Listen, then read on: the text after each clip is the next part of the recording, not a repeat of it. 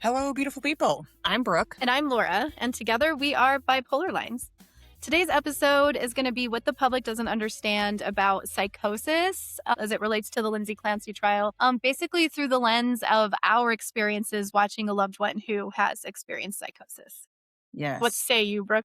So just for the good of the listeners, Laura doesn't watch or listen to true crime. And actively avoids it.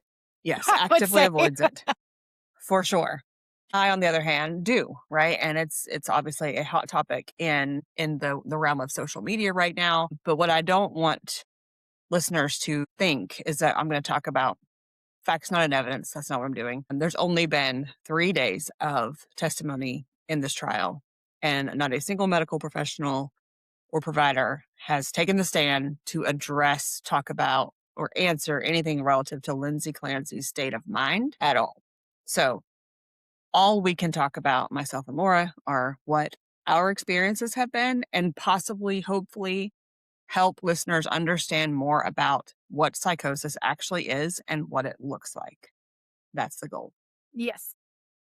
And Laura can speak to that heavily in Yes. I have someone who is experiencing psychosis in real time. And I think that the biggest misconception, if I were to start with one right out the gate, is that he looks like some raving psychopath every second of the day. And he's unable to control literally anything about his expressions, emotions, demeanor, speech, that's kind of the insanity, plea.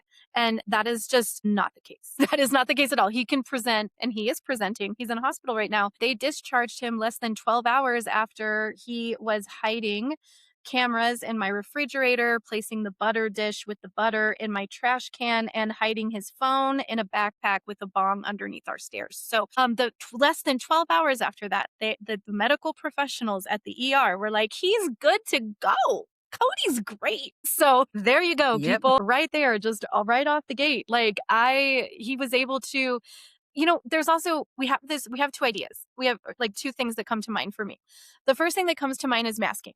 So I've definitely seen where he might be experiencing psychosis, but he knows certain people aren't safe to tell his symptoms to. And so he will mask, meaning he won't tell. But then there's also periods of lucidity. So then point number 2 is that just because someone is experiencing psychosis, there's this idea that they just will always be in psychosis and never have these moments of actual lucidity where they aren't actively experiencing their psychosis within a psychotic event. And that's not true either based on what I've seen. Correct. Totally agree. And I'm going to circle back around. I think I failed to say this in the beginning. What is happening in the Lindsay Clancy case are two things. Her defense is going to argue that she was experiencing postpartum psychosis, postpartum depression, and eventually psychosis. But also, I believe the defense is going to present that she was misdiagnosed or undiagnosed bipolar 1. So that is TBD. Okay. And just to set the stage for listeners as well, like when she first told a provider, a doctor, female doctor for the record, that she was experiencing issues, from that point until when this tragic and horrible, terrible, horrible event happened, she was put on 13 different psychiatric medications and sleep medications during that very short window of time. And an incredible amount of dosage changes happened during that same time period. So, anywho, I wanted to put that out there because what we're talking about is obviously with our husbands who they don't experience postpartum psychosis or postpartum depression, just mania and or depression that could lead into psychosis. Okay, so the point in telling you that is not to, it's not a one-for-one comparison, but what is the one-for-one comparison is the element of psychosis, because psychosis is a symptom, right? It's not a diagnosed condition. It is part of something bigger, the state of psychosis. So as a whole, somebody experiencing postpartum depression that goes into psychosis, somebody experiencing mania that leads into psychosis, the elements of psychosis remain the same. Yes. Those symptoms follow the same definition, essentially. Yes. So I fully agree with you that society tends to believe that, like, somebody experiencing psychosis, and this is just a theory, in my opinion, they picture maybe somebody who is experiencing a reaction to a drug like heroin or meth, like out of their mind Mhm. reaction, seeing things, talking about crazy things in the moment. And those things can obviously all happen, but like 24/7. Yes. Yes, exactly. It's the 24/7 thing for me because, one time in Psychosis, Cody okay, let me just set up a story really fast. We live in Colorado. He drove this gray truck at the time, and he had driven his gray truck as far east as he possibly could get. I don't know if he made it to Kansas or not, but he was way out there, and he ran out of gas, and he had to have his dad come and get him. And they left the truck all the way on the border of Kansas and Colorado while his dad brought him back to Colorado. And then, still in this active psychosis in the early morning hours, Cody saw what he thought was his gray truck while he was aimlessly walking around the city in the wee hours of the morning. And he thought he saw his truck at a tire shop. And I don't know in his psychosis mind what happened here, but he definitely thought it was his truck.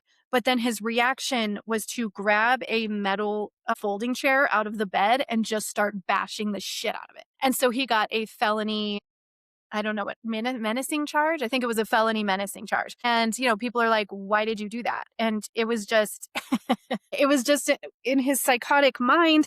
He was like, well, I thought someone stole my truck. And so I didn't want them to have my truck. So then they wouldn't want a truck that was bashed up. And so it's kind of like that picture is who you would think is the psychotic one, the one out there like bashing the pickup. But then right after that, he's not presenting that way anymore. So. And also the thought process behind that is key.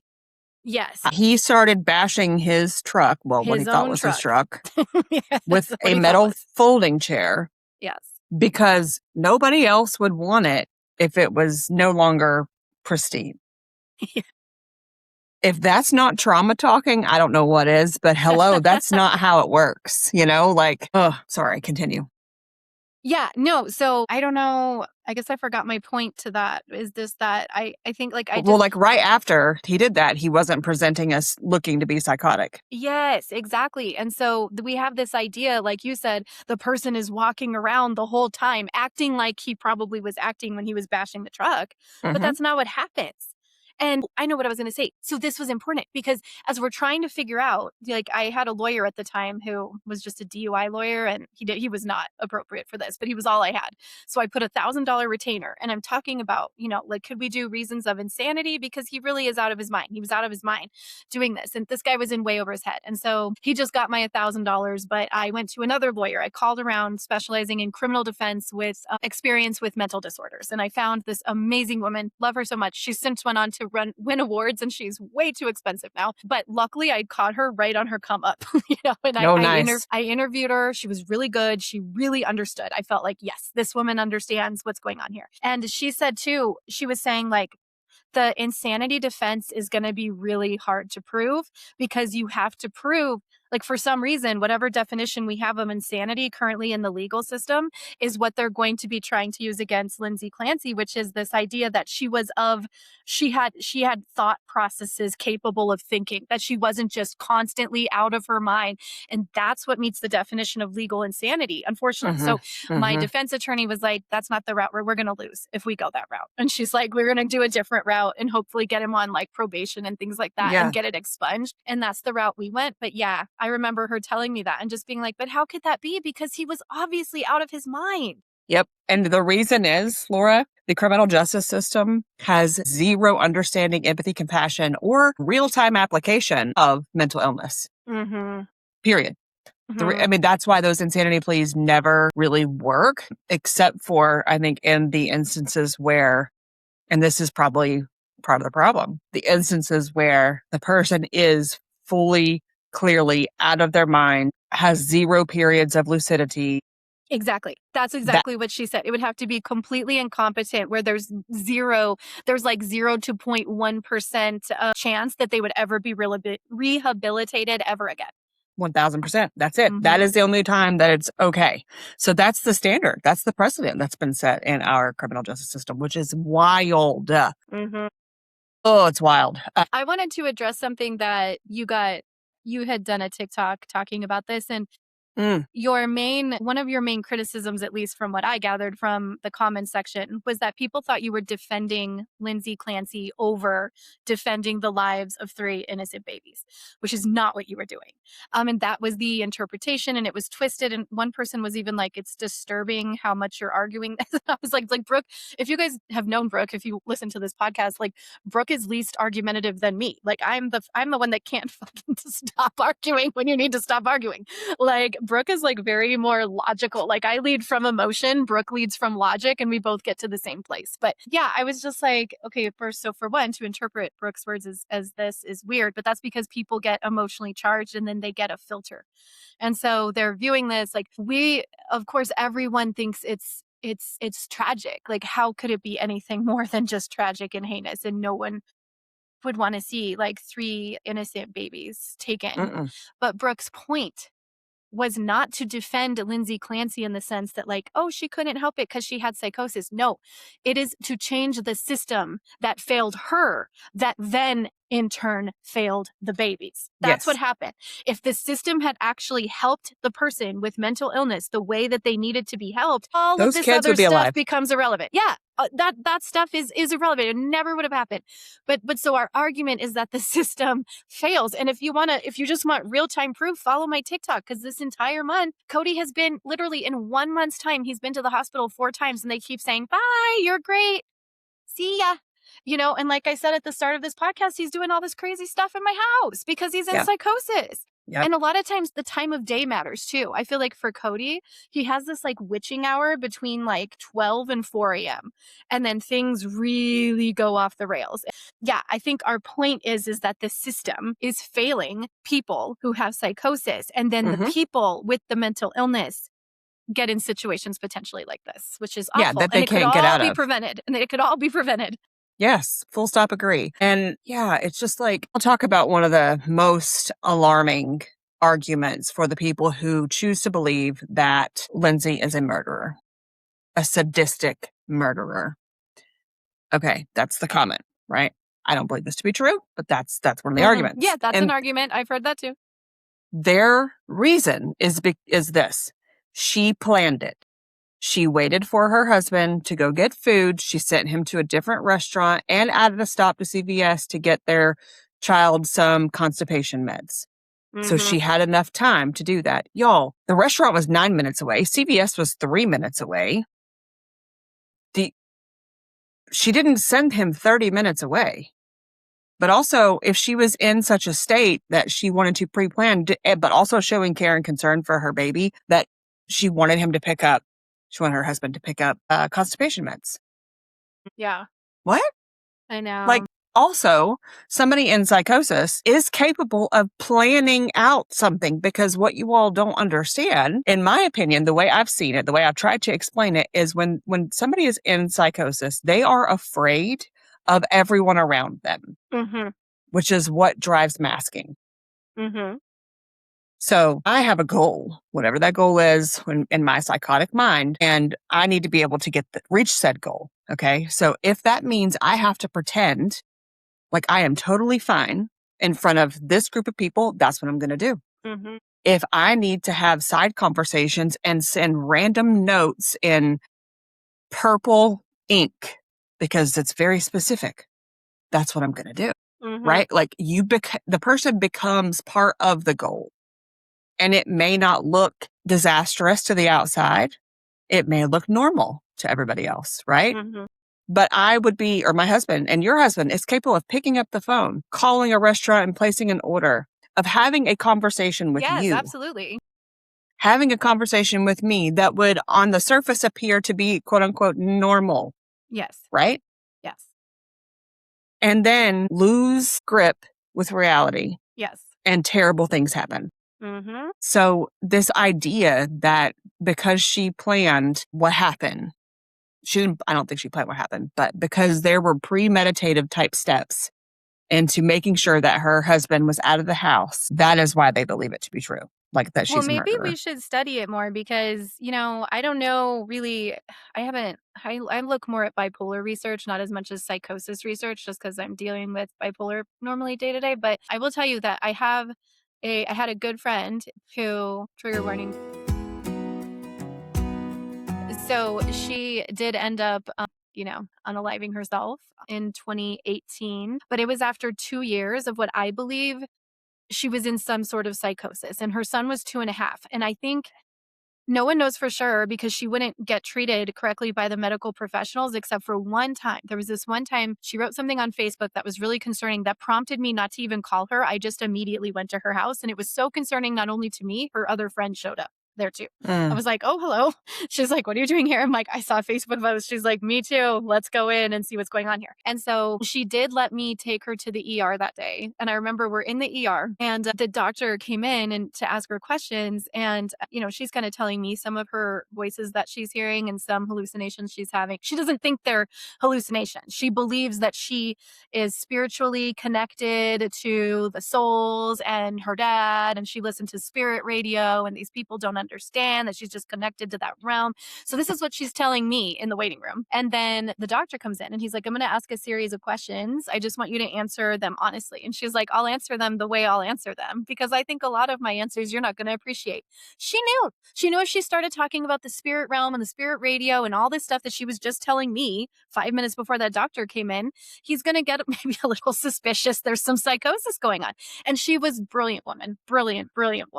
And so, yeah, she sat there and just masked her way through that whole thing. I watched the whole thing on how she just was like, she presented as so normal. I can't even tell you, Brooke. Yep. And then they let her go because there was nothing to keep her on. And then, that was, man, because like I said, I think she was in this kind of for 2 years. I know there was another hospitalization. She told me she was diagnosed with bipolar when she was in the hospital. But then when she came out, she was like, I never said that. Like, you're crazy. Like, she was yelling at me like I was a crazy bitch. Like, and then her pills that they found before, like in her house after it happened, were all antidepressants.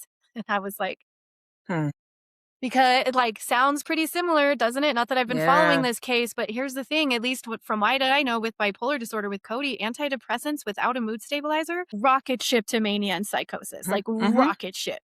Yeah. Yeah, for So, sure. yeah. And then to the premeditative part, I just want to speak to that really quick.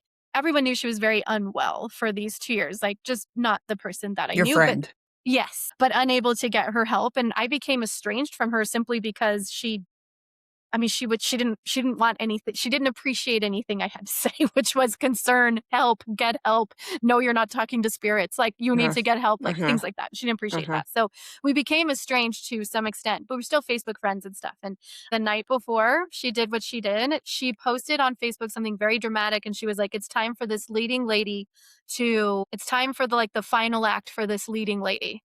And we were all like her sisters called, we're like, where is she? Where is she? And I went to work the next day and I got a call from her sister. And she did it in a very dramatic fashion in public. And people in public reported that she was talking to voices. That's all. There was no one around her. Right.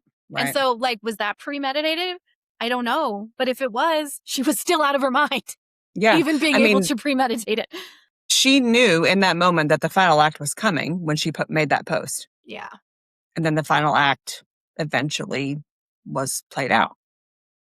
So sad. So very sad. Yeah. And again, all preventative, you could just get them on a mandatory hold. Like, family knows this. All of us knew it.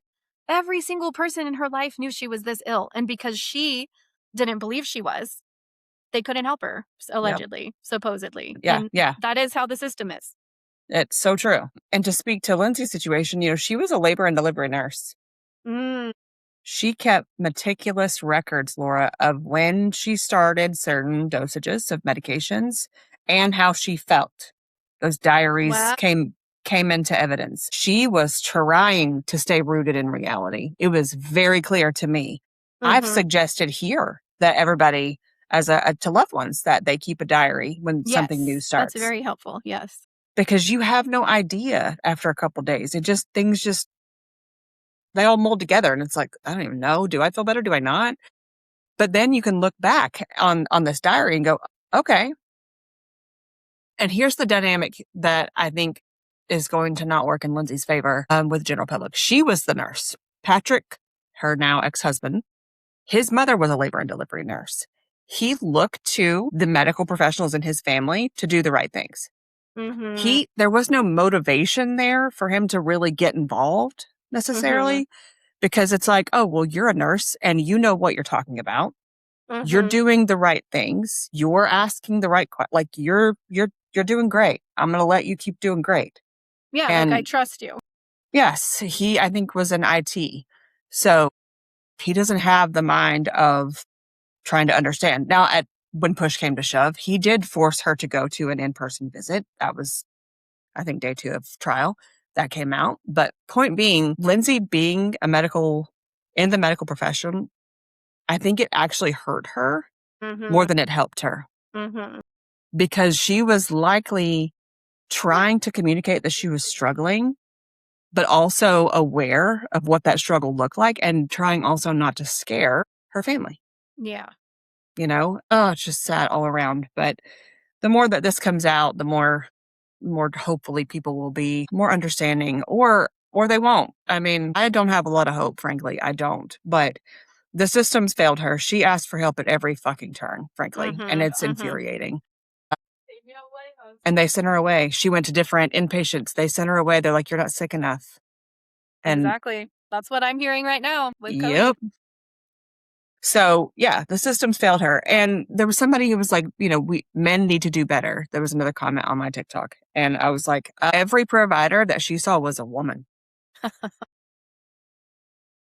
Not helpful. I don't also want to create a divide that men are better than women or in the psychiatric world. No, the system needs to do better. The system needs to do better. Another debate that always comes up about this that is an uncomfortable topic, I think, is that this issue of psychotic people are violent people. Yeah. And, so like there's this statistic. Research is really clear that individuals with mental illness, including psychosis, are more at risk for being victims of crime as opposed to perpetrators. But it can't be denied, sadly, that in cases of severe mental illness, SMI, of which, bipolar 1 and schizophrenia, frankly, are grouped together. In those SMI situations, it can't be denied that the possibility for violence exists. But Brooke, you're right. You're getting at it at like a different etiology. It's not violent for the sake of like violence sake. It's usually they're scared. And then they, like in my friend's case, I don't know what those voices were telling her to do. I don't know if they told her to do what she did. I don't know, but I know she was talking to something that wasn't there. And then that's what, from my understanding, happened in this case, is that she was saying she heard X, Y, and Z. Or like when you've had other cases like this, I remember when I was in the 80s, there was this woman who pushed her 2 kids into a river. I remember my mom just being like, what mother would do that? And and it was like, but she thought in her head she was saving them. Yes. And so like what? And then we just don't believe them. We just think that they must be cold-hearted murderers when there's a history of mental health. So if there's, I could get on board if there wasn't a history of mental health and maybe there was just a history of violence, violent crime, repeat offenders. We hear about repeat offenders all the time. When your history is that of mental illness and then you have this outlying violent event, like, doesn't it make one pause and be like, maybe there's something to this mental, but it doesn't. No, it doesn't make people pause. And, my mom, she loves the news. Maybe that's why I don't like true crime or just anything in general, Brooke, because the news was always on in my house. We watched it during dinner. We watched the nightly news. She watches news morning, noon, and then, in the evening. And it's all bad. It's usually bad. It's not like happy stuff. And so I'm growing up hearing like, oh my God, this person's murdered. This person's this person's that. Yeah. Oh my God, this woman put her kids in the river. Oh my God, oh my God, oh my God, oh my God. Like, that's how my nights were, like, all day. They were watching Unsolved Mysteries as our evening entertainment. And like, well, that was my jam, Laura. I loved it. But go ahead. Oh my God. I remember I would just sit in my bed.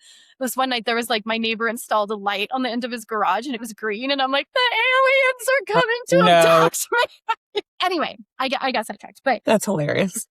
My point is that like my mom in all of those stories would be like, what is wrong with people? What? That is like most common thing my mom says when she listens to a news story like that. And it's like, what if we paused? What if we paused and actually tried to answer that question? Because there might be an answer. There might be an answer. I totally agree, because I would actually say that more than 92% of the time, this is just me, there is an answer. And it's very evident in their past behaviors. It's going to Mhm. be there if you just take the time to dig, if you just take the time to listen and look, Yeah. Yeah. you're gonna find the answer. Yeah. Oh, it's so infuriating. And frankly, I mean, I'm a girl's girl, I'm a woman's woman. I will support you through and through. But the women currently in the United States are out on social media screaming on the internet like a bunch of banshees that she's a premeditated murderer. I Like, know. I Mm. hope to God, and I am not a religious person, that you never experience a mental health Yeah, crisis. I seriously. also hope that nobody that you love or know ever comes to you for help Yeah. in a mental health crisis. And if they do, you have the knowledge and awareness to tell them to find somebody else to help because you're not the person, frankly. Yeah. Mhm. I do. It's so infuriating. And I'm trying right now to like keep this at arm's distance because I could get real heated real quick. And I'm not trying to do that. I'm not trying to do that. But y'all, I guess the point today is as much as we want to continue spreading awareness, it's not just on a one track awareness about bipolar. It is that this psychosis symptom exists and it can be scary and it can be dangerous if it's not stopped, if it's not helped. And, again, people did try to help her, but the system failed her. That's my opinion. I'll die on that hill. Mhm. And I'm saying that before evidence is truly presented, and the whole trial is still ongoing, right? So, anywho, I also want to say one thing about psychosis, and it just left my brain. It was right there, damn it. Okay, I was giving an example on that TikTok video in the comments about how my husband drove himself 30 minutes away up a mountain where he used to go fishing as a child while he was in an active psychotic episode. And I can say this here because it's podcast, but he stabbed himself with a knife, a very long knife, You've told me this before. My God. to kill inner Jeremy, young Jeremy, because in his psychotic mind, he was trying to protect young Jeremy from being taken away by a specific individual called Dr. Jabroni, Dr. Jabron. I can't remember in this moment, but it's one of those that was like following him in a black van. Okay. He then buried the knife that he used to kill young Jeremy. And I think in his mind, he thought he buried young Jeremy, but he actually ended up burying the Mhm. knife, Mhm. right? Then he drove back home 30 minutes, 35 minutes, whatever it was, right? Dang. I heard nothing about any pain. I saw nothing. I saw nothing until 3 or 4 days later. I'm not sure of the timing, when I was taking him back to an inpatient facility because he needed help. It was very clear. And there was a nurse there that was doing his intake.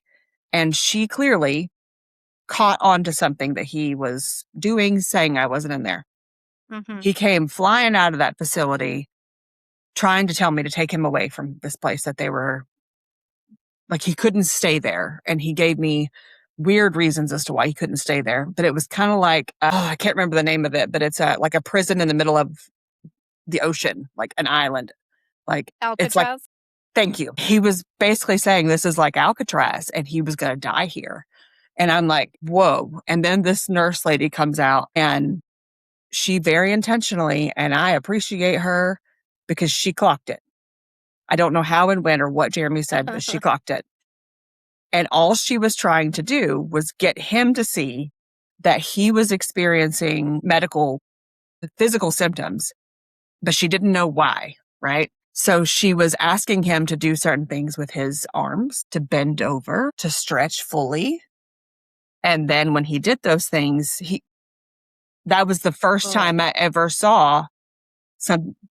That is how I figured out that he stabbed himself. wow.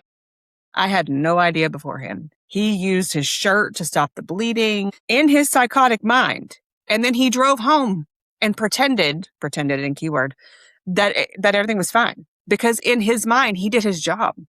He Yeah. protected younger Jeremy. Yeah. And like if he were, let's say that was part of a crime situation, which it wasn't, thank God, but just the fact people would be screaming, but he buried the knife. He knew what he was doing. He was hiding the evidence. Exactly. And you don't know what was in his psychotic mind. That's the problem. Like you said, what you believe is probably he thought he was burying Jared, like the little Jared. Yeah. But like, yeah, and that's why our health, like our mental health system here is like totally broken because we're not And this is also, I think, why you and I, or at least why I, like to do this podcast and spread awareness, because we have a lot of awareness now for depression, which I think is great. We have a lot of awareness for like personality disorders, like narcissism, which is obviously good, but we do not have, and it's because of stigma too, the awareness and understanding of, for one, mania, but then for two, 100% psychosis. Like, people do not understand this at all. They don't. And until we come to a general, like, public consensus where it's not my mom, which is the general consensus of what is wrong with people? Like, this must be premeditated. What kind of person would do this? Unless we have unless we have more people who understand this, like, this just continues, sadly. Oh, yeah. It doesn't get any better. Yeah. It does not get any better. That's for sure. I totally agree. I think that, because I've been able to document this particular episode, this is Cody's 9th episode. I typically haven't documented one in real time as I have been able to this time, because Cody normally watches my TikToks. And he did. He watched the very first one I made at the wedding when I was like, I made this one. And it freaked him out. And I don't know if it freaked him out to the point that he was like, I better avoid TikTok because now I'm getting those scary feelings. But he has. And so he has not been watching my TikTok, which is highly unusual, especially since he has his phone in the hospital. But he's smart, you guys, and he is avoiding anything that could trigger him. So he knows that, oop, TikTok became a trigger. Better stay away from that. Oop, that topic's a trigger. Better stay away from that. Oop, that's a trigger. Better stay away from that. And then it got the better of him. He comes home and all the triggers now he can't avoid are heaped on his shoulders and he can't contain it anymore. That's what's going on. Yep. But anyways, by sharing my story, it's by, like, so many people are relating hard. Because when you know, you know. And there's a lot more people that deal with this than you think. Like, a lot of people are like, what? Like, I thought it was just me dealing with this. No, there are, I mean, probably millions. I don't know the number, but there's millions of people who experience psychosis at some time in their life. Yeah, like, we could probably pull up the facts and figures, but it's not just one or two people, you guys. And also, I would say that number that is reported is very underrated. Yeah, because it's not always documented. It's not, people don't ask for help a lot of times. They're just like, what is happening? So I mean. Yeah. And so, like, I've heard from multiple people that they want to start sharing their story now, because by sharing mine, it has helped them. And that's really where we have to get a place of, like, and I understand the stigma, and I understand why people don't want to share their story. And I understand why you can't share your partner's story if they're not open and don't want you to. But for those of you that can, and those of you that would entertain it, like, please do. It's the only way we really get awareness. I'll end it with this. There's this one lady on my TikTok whose husband is in jail until 2040. He is in jail for he was hospitalized in psychosis, and they were discharging him. And she has all the proof too to show that she was begging the doctors, he's not ready, don't discharge him. And they did anyways. And he immediately got into his car and killed someone in a car accident. Involuntary manslaughter, not on purpose. Jesus. Involuntary manslaughter. And she tried to do a change.org petition. She tried everything. But no, he is now in jail till 2040 for involuntary manslaughter, when her family has all the documentation in the world to know he literally was released from the hospital and immediately went and did that act, with the family saying, please don't release him, please don't release him. So that's where we're at, you guys. That's where we're at. Yeah, I mean, and the scary thing is, we could be any of these people that we're talking about. Exactly. I could be in Lindsay Clancy's position. Someone else could be. We could all be on trial and put behind bars for shit we cannot control, that we are trying to get help for. And that your family potentially is advocating for as well. Same with me. I keep telling these people, stop letting him go. I mean, we talked about this on the Lineholders Club. Shout out to all of our Lineholders Club members. I talked about one specific trial, and now it's failed me because my brain isn't braining. But point is, like, if somebody was to read my text messages with my husband, we might both go to jail at times. Because it's like, whoa, what is this lady saying? Or what is he saying? So you don't know what you don't know. But I would just, if you're listening and you're maybe arguing with our perspectives on this, that's fine. You are allowed to your opinion. Keep doing you. I would just strongly encourage you to go into the rest of this trial, if you're watching it, with an open mind. And also pay attention to how many people are willing to share their stories, are talking about their experiences or what they've watched or witnessed as a spouse, partner, or loved one with somebody who has experienced that. because the same thing, in my opinion, is true. When it's all said and done, what people say matters. Meaning, Laura has said this, my Cody will never or will not. She is separating Cody from the illness. She's said it numerous times. Okay. I will say, I will give Jeremy, like, no, when he's in psychosis, yada, yada, yada, I don't separate him in a as loving way. It's just my observation as Laura does.